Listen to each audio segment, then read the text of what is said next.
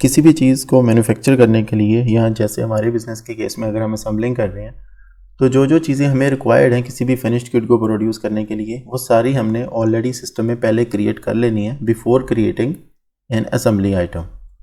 Let's say हम एक computer तैयार करते हैं और पार्ट्स जो जो सिस्टम के लिए हमें चाहिए वो हम ऑलरेडी इसमें इन्वेंट्री क्रिएट कर चुके हुए हैं। इन्वेंट्री असेंबली नेम वगैरह मैं इसका बाद में देता हूँ, पहले हम चलते हैं इसके बिल ऑफ मटेरियल की तरफ। तो यहाँ पे हम चीज़ें ऐड करते हैं जो हमें चाहिए एक सिस्टम तैयार करने के लिए। एक कंप्यूटर केस चाहिए हमें। आई एज्यूम कि ये वाला जो कंप्यूटर केस है इसमें सारे कीज़ वगैरह एलईडी जो सब कुछ रिक्वायर्ड होता है वो ऑलरेडी लगा हुआ है। चीज़ों को सिंपल करने के लिए हम जस्ट 4-5 चीज़ों से एक सिस्टम बनाने की कोशिश करेंगे।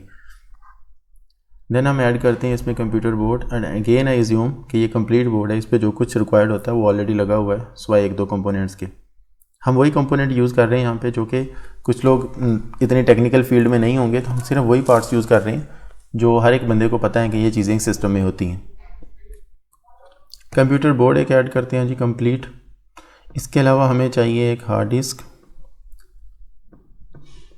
जो कि हम 1 TB की इस्तेमाल करना चाहते हैं।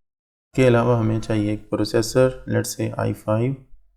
देन हमें चाहिए एक रैम, हम 8 GB के रैम यूटिलाइज़ करना। तो टोटल हमारी जो मटेरियल कॉस्ट बनती है वो 25,000 बनती है। तो इस मटेरियल के अलावा हमें इसमें और चीज़ें क्या रिक्वायर्ड होंगी, हमें लेबर आवर रिक्वायर्ड होंगे कुछ, इसके अलावा कोई अदर ओवरहेड कॉस्ट हो सकती है जो हम इसमें चार्ज करना चाहते हैं। लेबर चूँकि कोई एक इन्वेंट्री पार्ट नहीं है उसके लिए हमें एक अदर चार्जेस की आइटम क्रिएट करना पड़ेगी, जैसे हमने पहले एक अदर चार्जेस की आइटम क्रिएट करना सीखी है। तो ऑलरेडी हमारे सिस्टम में नहीं, हम एक नई आइटम क्रिएट कर लेते हैं। अदर चार्जेस, लेट्स से इसका नाम है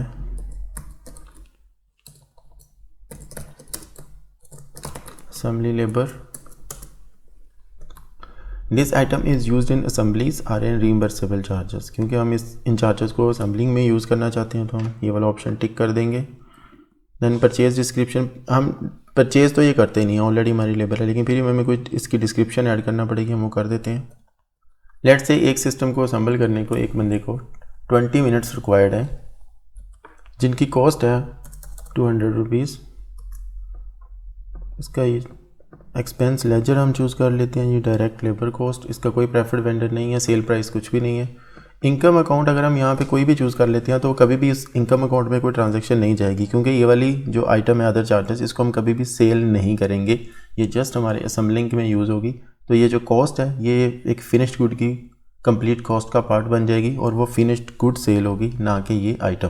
तो लेकिन रिक्वायर्ड है कि हमें कोई ना कोई, जब भी हम अदर चार्जेस की कोई आइटम क्रिएट करते हैं तो हमें उसके लिए इनकम का कोई ना कोई लेजर चूज़ करना है। तो मैं कुछ भी यहाँ पे चूज़ कर देता हूँ, इस लेजर में कभी भी कोई एंट्री नहीं जाएगी अनटिल अनलेस मैं इसको असेंबली लेबर चार्जेस को अपनी एक इनवॉइस के ज़रिए ट्रीट नहीं करवाता। तो मैं ये वाला लेजर सेलेक्ट कर लेता हूँ। ओके, तो कॉस्ट हमारी ऐड होगी। लेट्स से मैं एक और आइटम क्रिएट करता हूँ जिसमें हमारी ओवरहेड कॉस्ट भी हम इसको चार्ज करना चाहते हैं।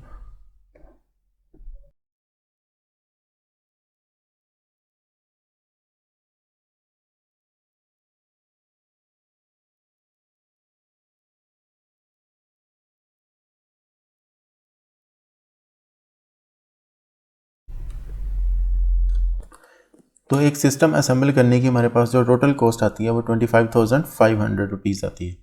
यहाँ पे हम क्वांटिटी चेंज कर सकते हैं अगर हमें एक से ज़्यादा यूनिट किसी चीज़ में यूज़ करने पड़ते हैं। फॉर एग्जांपल अगर हम रैम यहाँ पे 8 GB की सिंगल चिप यूज़ कर रहे हैं, तो अगर मुझे 4 GB की 2 रैम यूज़ करनी है तो मैं वो भी कर सकता हूँ।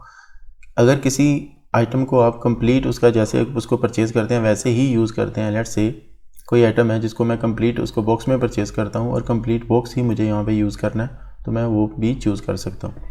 या कोई चीज़ें ऐसी होंगी, फॉर एग्जांपल जैसे रैम है, ये हम बॉक्सेस में परचेज़ करते हैं, लेकिन यहाँ पे हम उसका जो मेन एक्सट्रीम मिनिमम यूनिट है उसमें उसको यूटिलाइज़ कर रहे हैं। ओके, अभी आते हैं कॉस्टिंग की तरफ। तो यहाँ पे 2 ऑप्शन है मेन जो हमारे पास है, ग्लोबल प्रेफरेंस को छोड़ दें, user defined cost and bill of material.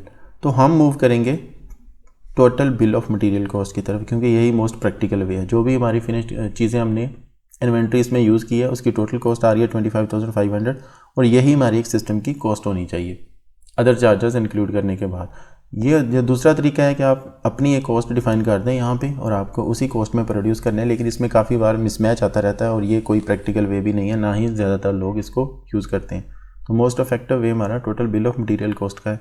तो जितनी जितनी प्राइस में फ्यूचर पे अगर हम इन चीज़ों को कुछ डिफरेंट प्राइस पे भी परचेज़ करते हैं, फॉर एग्जांपल ये हमारे पास हार्ड डिस्क जो 1 TB की है ये हमें 7000 में अभी मिली है, फ्यूचर में अगर हमें ये 5000 या 9000 की भी मिलती है तो ये जो total bill of material cost है ये ऑटोमेटिकली एडजस्ट होती जाएगी, इंक्रीज़ या डिक्रीज़ हो जाएगी। तो हम देख सकते हैं कि उसके बाद हमें अपनी सेल प्राइस को भी अगर चेंज करना है तो ये कंप्लीट रिलेटिव कॉस्टिंग मेथड है।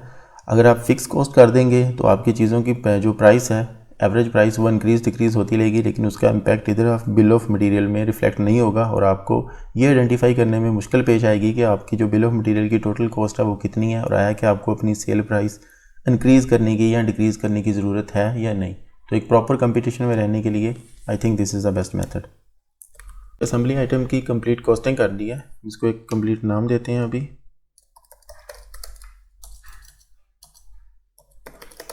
Computer i5 7th generation 8GB 1 TB। Purchase this item? No, because we are creating it, we are not purchasing it। Unit of measure आप इसको अपनी मर्जी से सेट कर सकते हैं। अगर आप इसको 10 पीसेस किसी बॉक्स में भेज रहे हैं तो आप ये वाला यूनिट चूज़ कर सकते हैं। I will go with each. तो यहाँ पे हमारे पास 25,500 पर ईच यूनिट कॉस्ट आती है जी। इनकम अकाउंट हम इसका चूज़ कर लेते हैं finished good sales.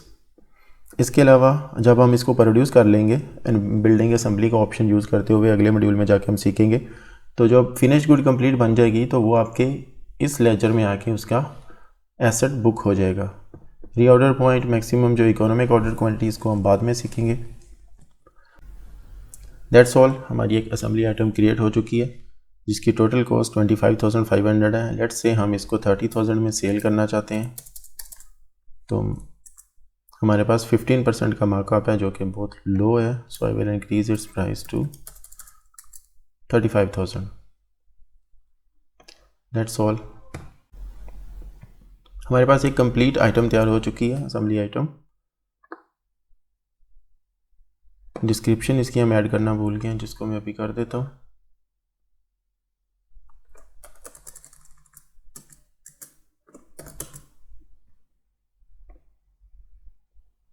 That's all.